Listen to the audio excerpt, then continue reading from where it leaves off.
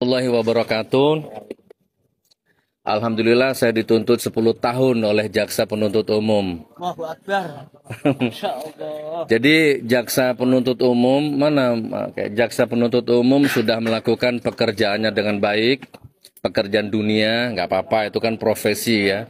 Dia harus tunduk dan patuh oleh sistem yang mengikat dia. Tapi kita masih punya pengadilan akhirat ya, kita masih punya pengadilan yang maha adil nantinya. Oke, kita nggak usah bahas itu. Intinya saya dituntut 10 tahun oleh jaksa penuntut umum, alhamdulillah. Yang kedua, nanti biar kuasa hukum yang menyampaikan. Beberapa minggu yang lalu, sidang yang kemarin, saya ditanya sama JPO, Gus Nur, pendidikan terakhir apa? Saya jawab nggak lulus SD gitu kan. Entah itu jujur, entah itu sufistik, wallahualam, hanya saya yang tahu ya. Saya tidak lulus SD. Dan saya nggak nyangka ternyata itu digoreng ya sama media ya. Ternyata gara-gara saya jujur, digoreng sama media-media buzzer, bahwa seolah-olah saya ini nggak punya ijazah tapi ngurusi ijazah orang. Saya nggak punya ijazah, ngurusi ijazahnya Jokowi. Nah, ini udah dipelintir kemana-mana. Dan alhamdulillah nggak apa-apa, memang pekerjaan buzzer begitu, nggak apa-apa. Anggap saja saya memberikan nafkah mereka lah ya. Kan produk ijazah palsu ini kan bukan saya punya, masa kalian nggak tahu kan? Ini kan Bambang Tri yang punya. Dia pernah nuntut perdata di Jakarta Pusat, ya kan? Dia yang nulis buku, yang observasi.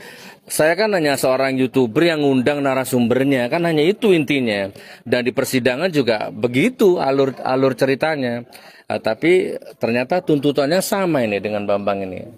Tapi intinya ingin saya sampaikan kepada Anda, saudaraku, saya ini bukan pejabat. Walaupun saya nggak punya ijazah, walaupun saya nggak tamat, nggak akan ngancam negara, ya, nggak akan ngancam kedaulatan negara. Tidak akan ada satupun rakyat yang terancam masa depannya, perutnya, dapurnya, SPP anaknya gara-gara saya nggak punya ijazah. Dan insya Allah walaupun saya nggak punya ijazah, saya berusaha maksimal bermanfaat untuk rakyat Indonesia. Amin. Itu yang ingin saya sampaikan. Tadi disampaikan jaksa penuntut umum bahwa tuntutan terhadap Gus Nur ini adalah 10 tahun. Sama dengan Bambang Tri.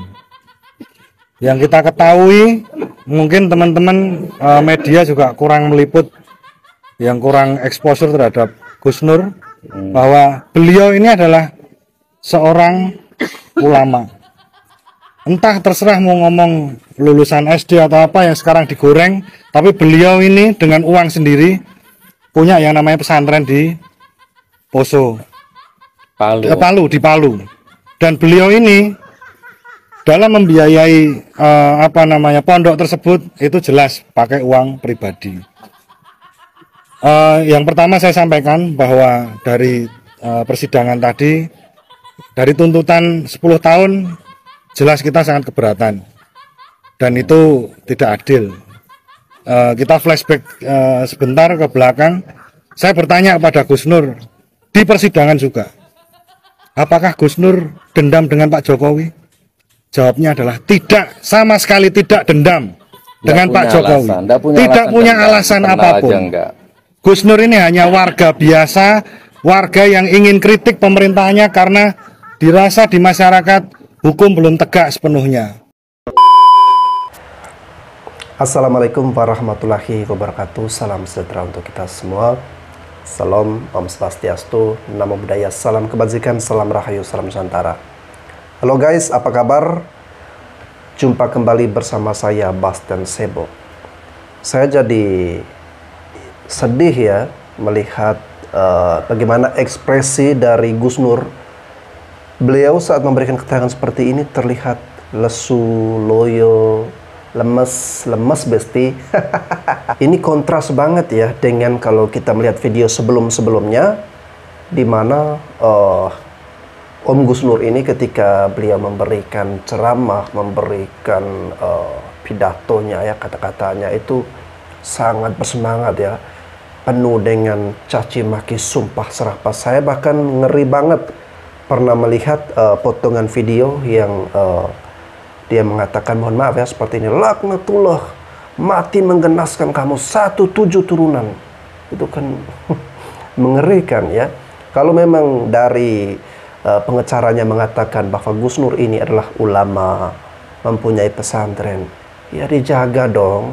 Ya, Anda sebagai ulama itu dijaga bagaimana Anda bersikap, bertutur kata, ya. Walaupun mungkin merasa ketidakadilan, ya, seperti yang mereka sebutkan tadi, merasa ada yang tidak adil di masyarakat, tapi semua itu kan ada cara-caranya, ada etika yang baik yang bisa kita kedepankan, ya. Bukan dengan caci maki, sumpah serapah, apalagi sampai apa tadi istilahnya, bermubahalah atau apa itu, ya. Kasihan juga kita lihat Gus Nur, ya. Dia sudah sudah mendapatkan ancaman hukuman 10 tahun penjara, dan saat ini informasi yang saya ketahui Pak Bambang Tri sudah ditahan, ya, ditahan selama 10 hari, dan tinggal nanti menunggu bagaimana putusan pengadilan, vonis nanti berapa tahun penjara, ya. Dan ini kita bisa mengambil pelajaran, ya teman-teman, bahwa jangan bermain api kalau kita tidak ingin terbakar, ya.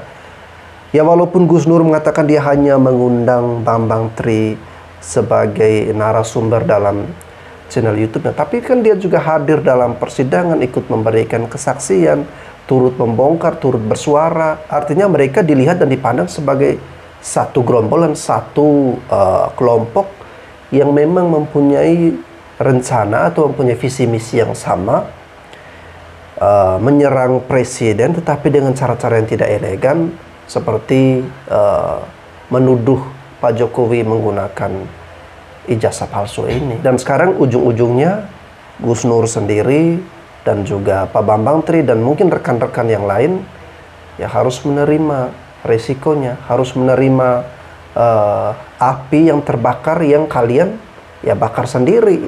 Kalau dari awal Gus Nur ini tidak usah ikut campur dengan permasalahan seperti itu, tenang-tenang saja di rumah, fokus dengan konten YouTube-nya, dengan pesantrennya, fokus dengan bagaimana beliau memberikan manfaat bagi banyak orang, ya. Mungkin saat ini beliau tidak perlu pusing-pusing atau jadi lemas seperti ini memikirkan hukuman 10 tahun penjara, ya. Bisa tidur bangun di rumah, enak-enakan di rumah, ya. Dan sekarang kan jadi repot sendiri, jadi kita juga jadi kasihan melihat ekspresinya seperti itu, ya. Oke teman-teman, semoga kita semua bisa mengambil pelajaran berharga dari kasus ijazah Pak Jokowi ini, ya.